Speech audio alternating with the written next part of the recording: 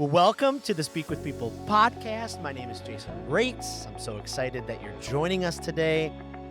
This podcast exists because our words matter, and we believe that healthy communication is oxygen for your relationships and for your leadership. So whether you communicate one-on-one, on a team, from a stage, or from behind a screen, we hope that this podcast challenges you, encourages you to choose healthy communication, because we know when you do, your relationships will change, your leadership will get better, and your world will be better because of it. Well, here's the reality. Today's podcast, we're talking about how our world has changed. We communicate differently, and we communicate differently as the different generations. Maybe more than ever before, there are bigger frustrations developing among the different generations because it seems like we can't figure out how to work together, how to communicate with one another. And for years, the baby boomers were in charge. They were the largest generation because of that. Things have changed. And now in 2023, the millennials have taken over. Gen Z's not that far. My age group, Gen X, is kind of going, wait a minute, what about us? And so we're trying to figure out how to all come together. And what's fascinating is you have some work environments where there's 22-year-olds, 32-year-olds, 42-year-olds, 52-year-olds, and 62-year-olds, all trying to figure out how to work and communicate with each other. So this is going to be a really fun podcast. How do we communicate to the different generations? What do we need to learn about them so we can communicate in healthy ways? Why is it so hard? Just kidding. It's really not, but we have this incredible guest today that we're going to dive into these very important questions. And so I'm just so excited that Barbara Carneiro could join us. She's a senior strategist at Word Revolution. She runs an amazing Facebook group called Accidental Church Communicators. She coaches and mentors church communication and leaders all around the country. She's extremely generous. She's just a great, thoughtful leader. And so we're glad that she's here. Well, Barbara, welcome to the Speak with People podcast. Thank you, Jason. It's nice to be here. It's so great to have you. I've so enjoyed getting to know you online and following along and learning from you. And so just before we kind of, do all of that, thank you so much for what you do to pour into so many people. It's just so appreciated. It's nice to be, hearing some of those words, because I'm like, you never know what people are thinking on the other side. Uh-huh. Absolutely. Absolutely. Well, hey, before we jump into the conversation, maybe you could give us, just a little bit more about yourself, a little bit of your story and who you are and what you Yeah. do and all that kind of stuff. Yeah. There's a complicated side to the story and there's a simple side to the story. So if I had to simplify, we've always been travelers. We've always been around the world, living in many different countries. So I think this is probably like the 25th city I've lived in 3 continents now. And so it's just, I've Wow. always had a very different, 5 to 7, 8 years in each place, and then we move. So it's always been nice. For me, change is good. I like change, so I've always embraced it. Yes. And I already told my husband, like, we've been in this country for too long. It's time. That's, most people think the other way around. But anyway, so I've always embraced change. And I think that's sometimes what guides most of my decisions when it comes to, communications and things Mm, like that. Is like always looking to, what could be, and not as much to what it was. So we're family of 5 now. The 3 kids keep me busy. My oldest just turned 15. So that's a whole new territory to explore. And, besides that, my happy place is church communications. I love branding. I love to really push the box when it comes to communicating and understanding people. So I'm a huge advocate of those on the other side. And that's why it's mm, so hard to know how people are on the other side of me, because I'm inside this little bottle, right? And I can only read so much of my own label. But I love reading other people's labels. I love looking on the outside and say, hey, this is how you're being perceived. This is how you're speaking. This is how you're communicating. yeah. So it is a fun job. And I just had a midlife crisis the other day thinking, oh my God, so many people hate their job and I love what I do. Mm. And it was, my husband looked at me, he's like, why are you crying again? And I was like, I don't know. Like, I feel like I've achieved it. Like, if I'm in this place where I feel like, I got there, what's next? Like, what is Right. there? So anyway, there's just a really interesting component to me that is just so exciting, just learning how people function, how they think, how they operate. And it's just, I just nerd out about those things. So, Ah, yeah. love that. I love Yeah. that. I love that. Yeah, those teenage years, they are definitely some fun years. So we'll be praying for you and Thank you. as you walk into those. So, well, hey, as we kind of talk about this idea of communicating to the generations and how is Mhm. communication, shifted in your seat, from where you're coming from a communications leader, expert, could you kind of give us your 30,000-foot view of what's happened the last 10 years? Like for Yeah. those of us who may not know, walk us through like some of the Yeah. basic, what's happened and maybe some basic descriptors for those Yeah. generations. Absolutely. So, first thing that I have to share with you is something that I've noticed maybe in the last 2 years. I think COVID definitely elevated this or accelerated this. So, but I'm going to take you back a few decades Mm, to start with. When we enter the information age. So, mm, several years ago, the boom was, hey, information age. You have access to everything. It's super easy to go on the internet and find something. And so that became the big shift, right? mm, Everybody now can access information that before was in encyclopedias and, someone else's, you know, library. And it wasn't this universal or global. And so society had to adjust to that, like having access to information. What does that mean?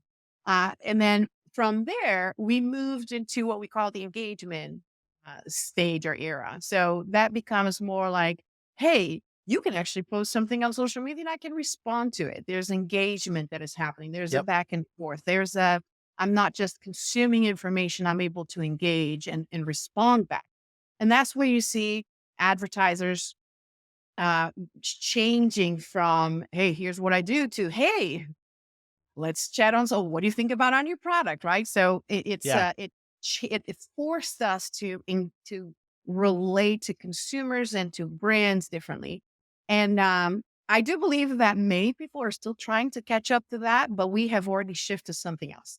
Mm, mm, So it is my belief that we're moving and we have moved towards the curation era. So right now there's so much information out there that there's absolutely no way anybody is able to consume, filter, assess, you know, classify all of the information out there. And so we're all pursuing curators. We're all right. pursuing someone or something that will be able to look at the information and curate it for us. That's why Facebook groups are so important because you can go in and say, hey, what do you use for X, Y, and Z? And now there's a bunch of people like me that do what I do that have solved the same problems, and they can save me a significant amount of time by curating something that otherwise would take me months to experiment with. So, Wow. Yes. yeah, that's where we're going. Yeah. I Wow. think we're there. We talk about Chat GPT a lot, the idea of AI building content, creating content. But the reality is what these AI tools are doing is simply curating. They're Mm, collecting all of the data available. They're finding the common denominator, structuring it and outputting the results. So AI is not creating. They're compiling, curating, organizing. Yeah. wow. Wow. Yeah, I watched something the other day and I'm like, because we produce a weekly blog post, a leadership article on the Speak with People website, and Yeah. I watched an ad and I'm like, wow, those quite a few hours go into those articles, and the ad was like, yeah, just give us a couple descriptors and AI, it will just write it, and I was like, Exactly. wow, Exactly. this gonna really help writing the book, a book, Absolutely. yeah, a little bit easier. Wow, that's something else. Yeah. You touched on the Facebook groups. I love that. I used to get a little just, maybe a little too truthful, a little annoyed sometimes, even people like on public Facebook that would be like, "Hey, everybody, I wondered if you could recommend a dog groomer." And and I just always want to be Absolutely. the snarky guy that, was like, "Well, you could type that into Google, like, Google Google. will." But you're so right, people are just hungry for that personal connection, and especially in a group, people love to help. I mean, I found myself this morning doing that in a speaker's Exactly. website, and I love that, the curation. Boy, Yeah. that's such a good Yeah. place to go.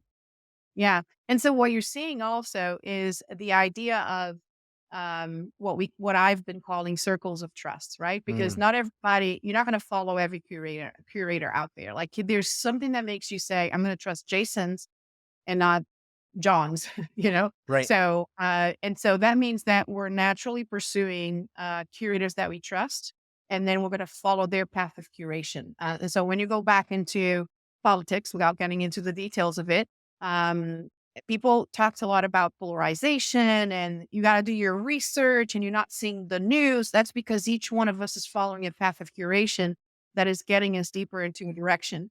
And so at this point, I'm not doing the research on the other side because truth is I don't have the time. Right.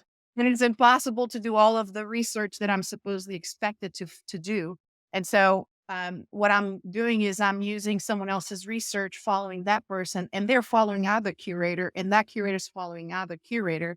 But there are circles of trust that we're each following. And so when we look at something else that doesn't feel like, hey, that never shows up on my feed, or I never hear about it in my circles, that's because you're already in a circle of trust that is following a path of curation they may never intersect with the other one. And so this creates this type of polarization, division, different types of perspective. Because a few years ago, you and I could both analyze both sides of a story. Nowadays, we can't. Right. Yeah. Wow. Because there's too much information on both sides. Right. And so Exactly. we're forced to. And I'll give you a very simple example. I remember several years ago having to watch videos and episodes before saying to my kids, you can watch this one. It is impossible for any parent nowadays to do that. Right. Right. There's no, I mean, maybe you can do like a Disney movie or, something in the theater. But once you get into the whole, like, I have my iPad or my phone and I get to, like, there's no Yep. ability for a parent to catch up on any videos that their kids are watching. And that's why you now have monitoring tools that parents can use that will basically curate it for them. So I can put in cues for like violence, drugs, alcohol, bullying, you name it, suicide. And Yep. so there's a tool out there, there's curating their feeds, their access to the internet so that I don't have to physically watch all of those videos and look for things that could be not in alignment where I want my kids to go, you Wow. know? It's just amazing how far we've come as well because I just this week, I'm coming off of being sick and so I'm feeling the pressure of Mhm. okay, so many things to get caught up on and my computer took, maybe 1.2 seconds instead of 1 second, as I search for something and I found myself getting frustrated. I'm like, I need this information sooner. Like Yeah, it's just amazing to think about how fast and how much information our brains are exactly. downloading every single day and where it's going. I think about my kids. What is it going to be like, for them, as Yeah. all this information is, coming at them and it's just incredible to think about. Oh, absolutely. There's no way around it. And then you were talking about the generations and how, because this is the scenario, right? I'm just planting the picture, like designing the picture of the landscape for you, right? This is Right. what the world looks like right now. So how are each of the generations interacting with a world that looks like that? And so alive, we still have a few traditionalists, but they're not active at all, as you may imagine, simply because of their age. Hmm. Most of them have died. So let's start with the baby boomers as like the first, generation that is interacting today. And what's important to note about each generation, Jason, is that we always assign value or worth to ourselves and to others based on how we perceive the world. And so that's why it's important to know, Wow. like, how's the world? Because these guys will think and act and do things based on how they perceive the Yep. world. And most of the forming years of that kind of perspective is actually in your childhood. So it's not like, Wow. I'm not making decisions when I'm 35 on how I'm going to see the world. Like my world is pretty much defined by the time that I'm, in my teenage years, most Yes. likely. Yep. I mean, so my view of the world, and that's why us get so nostalgic about, I remember the days when nobody was reporting me on the internet for everything I do. Like, you know, Right. it comes to such a night, and like, honestly, I'm very, that's the case. And not all of my silly actions are online, for everybody to see. But This to say that when it comes to baby boomers, they assign worth and value on contribution. So Mm, they're contributors. That means what they can contribute towards is what gives them a sense of worth. mm, They will serve, they will donate. Yeah. So because they feel like that's their contribution and that's how they feel valued. right. And that's also why they expect other people to serve and donate and Hmm. help, and because their view of life was from a world where you now actually can do these things, right? Think about them going through, the war and the post-war, like all of that kind of stuff. Then you move into the Gen Xers, and Gen Xers are consumers, not in a negative way. So Right. sometimes we take this in a negative way, but like for us, we see value if we can consume. If I Mm, can get more money and buy the bigger house or get the car, and I'm not trying to be materialistic here because that's not the purpose. It's simply because Gen Xers came after a generation that would work forever in the same job and make the same amount of money forever. right. And so Gen Xers are like, wait a minute, I can get a better life. I can actually create my own business. I can actually be an entrepreneur. I can actually make more money. I can actually change to another job where I can grow in my career. I can pursue something different for my family. And so consuming the ability to consume is what gives us a Mm, sense of worth. To this day, we act that way. We're results driven, and then I do A, I get B. And if you talk about just how the church, for example, was built, like there's a lot of expressions of faith that have to do with this consumer mindset. hmm. Give you the show and the worship and Yep. come on a Sunday and there's barbecue, like, Yep. that kind of stuff. So that's kind of like what was generated around this generation, based on how the world was back then. And then you have millennials. So millennials then are looking at all of this and they're like, oh man, there's something more than just buying houses and cars. Mm, And they are for them, it's all about collaboration. It's about working together. They're collaborators by default. They're global. There's a greater focus on impact and purpose. Like, can I go beyond myself, still be my individual self, but think in a global way? Why? Because now everything is becoming available online, and mm, they grew up with the access to that information, and they initiated or lived through the engagement era. So they really embrace the idea of like, I can talk to somebody in, you know, India, right. right?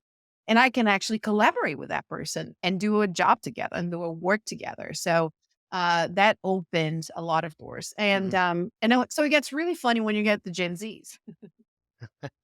And we all know they're quite mysterious so far because we don't have enough data. But these guys are, they're a younger teenager, but they're also getting married and having kids and in the marketplace already. So they're buying cars. They're 20, 22. So yep. this generation has a greater focus on co-creation. Mm, So it's not collaborating. It's actually saying to brands, listen, I don't want to just collaborate with my peers to give you money. I want you to ask me what to create next. mm, I want to be involved in the creation process of the next Nike shoe. If you're a YouTuber, I want you to ask me, what should I unbox next? You know what I right. mean? Yeah. So I want to be a part of the creation. So I'm not just collaborating on an idea you had. I want to be there when the idea isn't even on the table. And they're doing this in a way that allows them to perceive work and life in a very different way than we do. Because, you know, Gen Xers have been struggling to balance work and life because we see them as two compartments, two different things. Why? Because work is what gives us the ability to consume. Life is what gives us the time to consume stuff Right. that we got in the work. You know what I mean? Right. So we've been focusing on work, work, work, work, work, so I can consume. And sometimes we don't even have the time to consume stuff anymore because we're just, stuck in here. Yep. Uh, and Gen Zs are coming and saying, I don't want to do that. Like, why would I kill myself? Like, I want my life and my work Yep. to be one whole and like one thing of its own. And it can be fun. So Wow. that's what's happening. Yeah. Wow.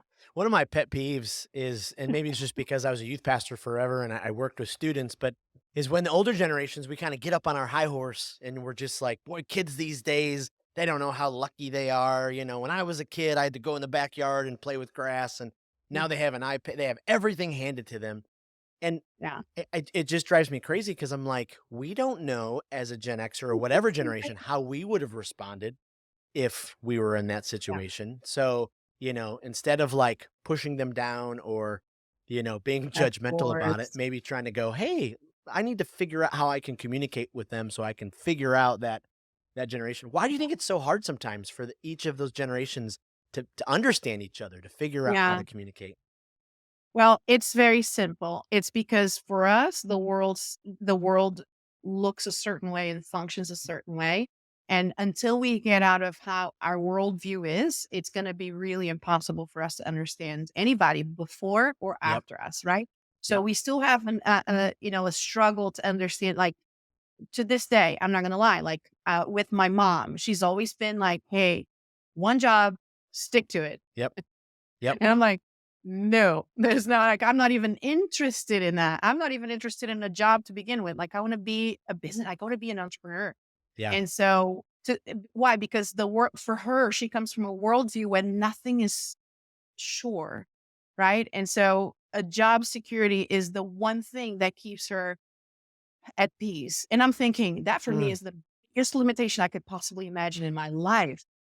So, but our worldview is why? Because she saw people in scenarios and situations that weren't happy and easy to overcome. right. And so the way you perceive the world needs to expand to understand Wow. how they perceive the world and how these guys perceive the world. Because I have no clue. I know what it is to live life offline and online. Okay. Actually, that's another interesting point that I'm going to share with you. So, Wow. baby boomers have online introduced as like an add-on. Like, Mm, I just go there for my, you know, right. chat with my grandchildren. Like it's an add-on. It's a small add-on. For us Gen Xers, especially the younger side of the generation, we actually remember life without it completely, and we Hmm. can remember life working very well with it, right on the online. So, but even for us, there's a sense of things happen in real life. For example, you call me, I answer the phone. We're both on the phone, right? The millennials then said, "Oh man, that's so boring." They changed things to become asynchronous, where you post on social media and I will comment an hour later, and then you respond to me a minute later, and then I come back the day after. So it's asynchronous. Like there's no like you and I have to be on the phone at the same time and use the same 15 minutes, right? So it's a view of time that is very different. Mm, And then you come to Gen Zs and they just change it all over again. Why? Because they don't know a reality without the internet. They just don't know it. It yep. doesn't, it complete like completely foreign to them to even imagine what it is to not have internet or access to things. And so Right. what's happening now is that with the introduction of Web3 and the metaverse, this is the interesting part. Uh, Millennials embraced the idea of asynchronous Mm, communication, right? Where we don't have to be at the same time, at the same place, and we don't even have to be at the same time doing something. We can, exist in hmm. a synchronous way. Gen Zs have two parallel worlds, the metaverse and real life. That's why they even have an acronym, IRL, in real life, right? Wow. They have two parallel worlds Wow. that run at the same time all the time. And so what's interesting is most of this generation, life for them is in the metaverse and real life is a chore, is the add-on. You know what I mean? Yeah. And Wow. so if you want to communicate with them, you need to first be there. Yeah. That's where their real life is happening, Yep. not in real world, you know? Wow. Wow. So that's a chip. That's That's a shift. that's a huge shift. It's just mind blowing to think about. It's just incredible. I, I, I, my wife and I have 5 kids, and the oldest is 22, and then the youngest is 8, or I guess 9. And Mhm. he just has this giant dream at 9 years old. He wants to be a YouTuber. Yeah. Something that just would have been unheard of. In some of my other kids, because they're a little bit old. My 22-year-old, that wouldn't have been. But now, he wants to be a YouTuber like Mr. Beast, so he Yeah. can then, show people how, a gamer channel. I mean, he's planned it all out. Yeah. It's so fascinating. Are there any skills, are any, some practical tips for, you know, the kind of the 30,000-foot view overview of each generation to kind of figure out, okay, hey, I need to learn some of these things so I can communicate Right. more effectively with the different generations. Yeah. I would focus again back on what gives them a sense of worth. And so with baby boomers, you want them to contribute towards something. So Mm, it's an invitation to contribute to that's so whatever good. you're doing. So that means you have to cast vision for what it is. What is the thing that you want them to be involved? With Gen Xers, it is result driven. Hey, you give $1 and that pays for one family to do X, Y, and Z. You know what I Hmm. mean? So it is results driven. It will continue to be results driven. It's just how we are wired. And it's gonna be really hard to break out of that.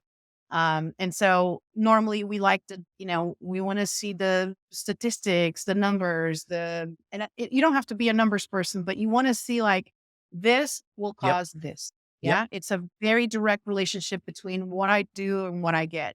And so that means the language needs to be in that direction as well. So if I'm trying to train people, I need to focus on, hey, going through this training will get you this. You would be able to do Mm, this. yeah. Yeah.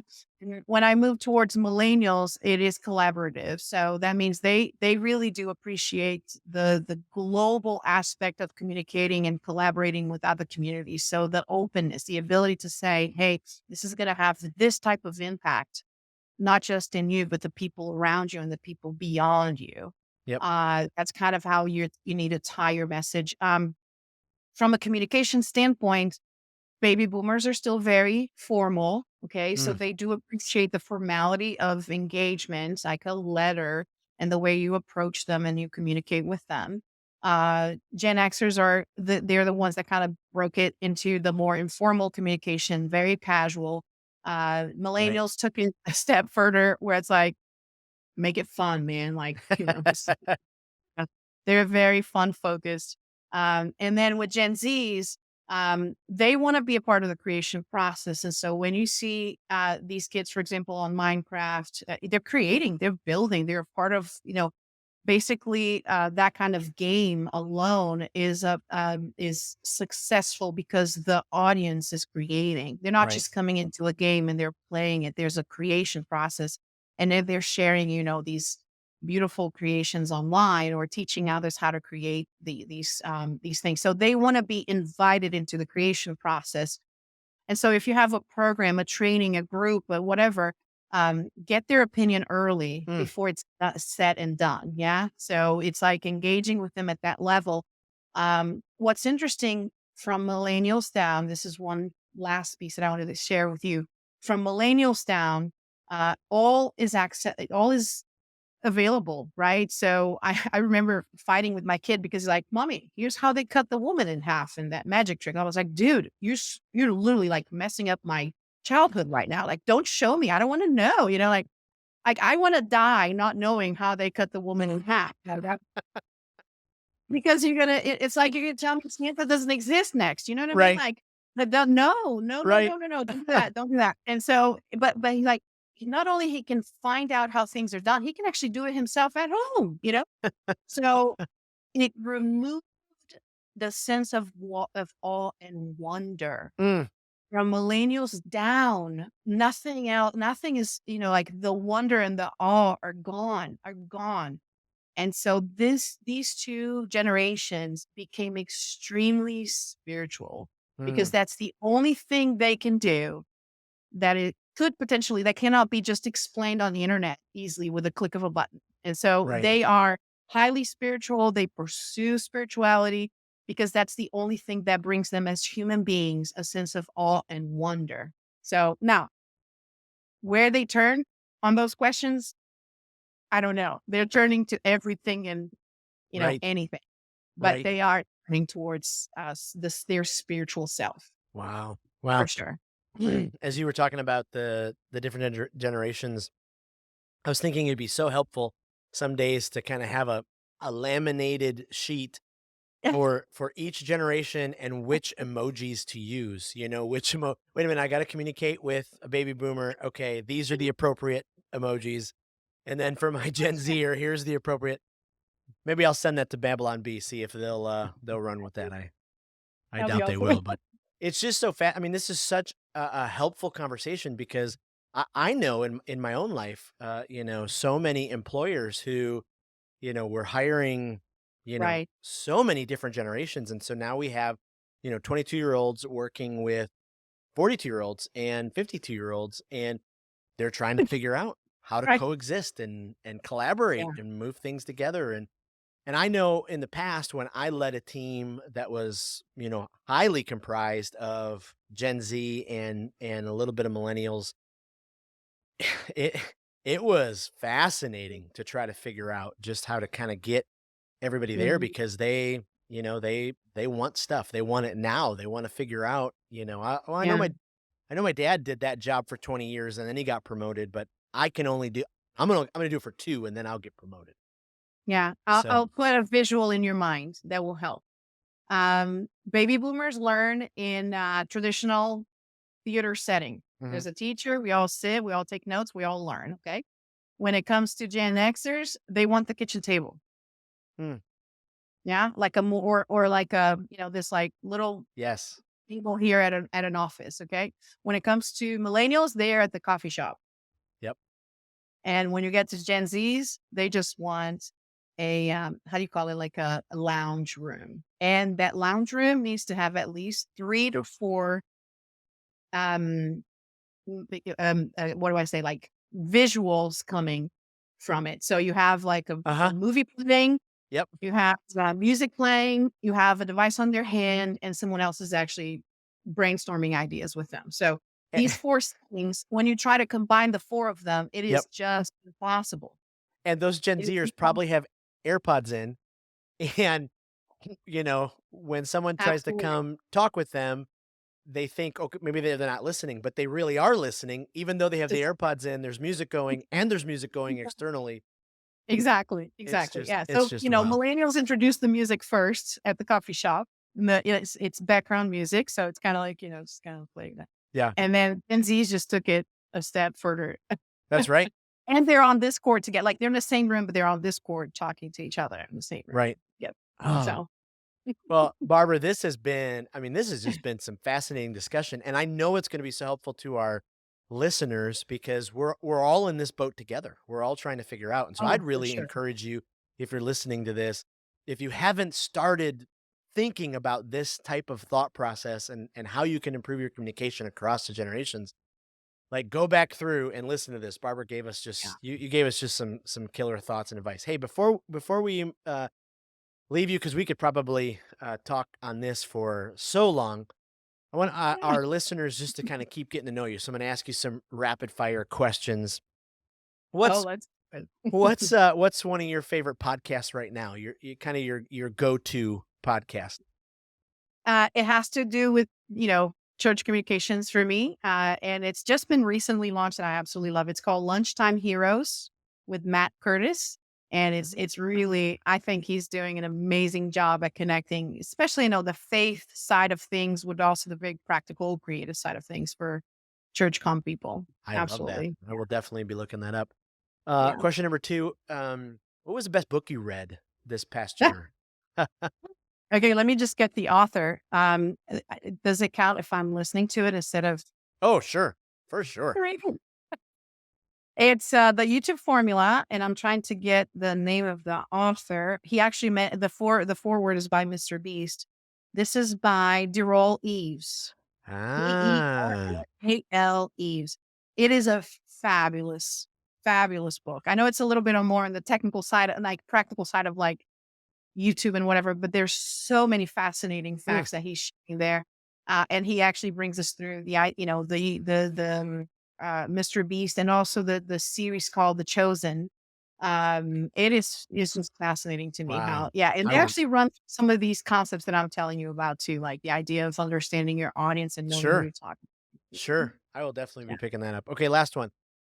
Uh, what's one dream vacation location that you have? You're just looking Yeah. forward to. I know. Listen, Thailand is like high, high, high on my list for whatever reason. Wow. And we'll get there one day. I just never really gotten to Asia. Like the furthest I've gotten is to, the side of Turkey that is on the Asian side. And that's as far as Wow. I've gotten. But I really, really, really want to go to Thailand one day. Yeah. Wow. That's fantastic. Well, I just want to say thank you because You're welcome. I have been, following along in your Accidental Church Communicators Facebook group. I love it. Just the dialogue and Thank how you. much you're pouring into people. And then I saw you're hosting your conference. So I just reached out to you out of the blue and you were Yeah. so kind. You answered questions. You invited me to come up. I had planned to come up. I threw out my back, but just your generosity. I mean, I was like, this is different. She's Thank you. so kind and generous. So I just appreciate your time on the podcast, and Yeah. getting to know you again has just been such an encouragement. So, hey, before you leave, tell us where people can find you online and how they can get more Yeah. information. Yeah, so I'm very active on Facebook. It's just where all my people tend to be. So that's the one tool I use the most. If you just look for my name, you're gonna find me there. Yep. There are a lot of people with my name actually, but you're gonna recognize by the photo. So the handle, if it helps, is Barbara B and then Carneiro, my last name.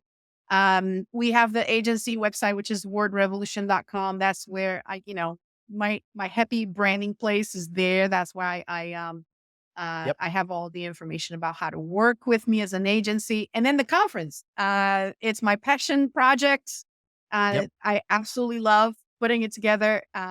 It's called the churchcommunicatorconference.com. And the next one we have is in about February from this recording. So February of 23, we're actually meeting in the metaverse for the second time. So the whole conference is happening in the metaverse. Wow. And it's fun because I'm taking all the boomers and all the Gen Xers and teaching them like, put your device on and come see what this thing is.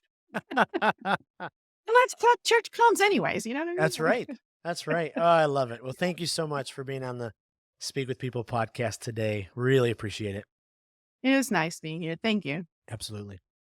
Well, thank you so much for joining us again for another week, another great conversation as we dive into healthy communication. Speaking of, don't forget, we are about 2 months away from the Speakers Conference. This is March 21 to 23 in Clearwater Beach, Florida. If you are a communicator, you stand from a stage, you deliver presentations, you influence online, and you want to continue growing in your craft, you want to dive into the art and the nitty-gritty of growing as a public speaker, increasing your speaking capacity, we'd love for you to join us. Go to the speakersconference.com. Join Albert Tate, Mike Goodwin, April Diaz, Dr. Jason Burns, myself, other great speakers in just one of the most beautiful locations ever, Clearwater Beach, Florida. All the information's there. And so make sure you check that out. Again, thank you so much for joining the podcast, downloading, listening, subscribing. Really appreciate it if you would consider leaving a review.